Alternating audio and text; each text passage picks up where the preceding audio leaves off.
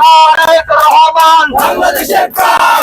আমাদের সেই প্রাণ বর্তমান গণপ্রজাতন্ত্রী বাংলাদেশ সরকারের মাননীয় প্রধানমন্ত্রী জনাব তারেক রহমানের নেতৃত্বে যে সাম্য মানবিক এবং বৈষম্যহীন বাংলাদেশের যাত্রা শুরু হয়েছে, যেখানে উনি পরিকল্পনা করে বাংলাদেশের প্রতিটি জনগণের মান উন্নয়নের জন্য উনি কাজ করে যাবেন। তার প্রাথমিক যে কথা দিয়েছেন সেটা শুরু করেছেন।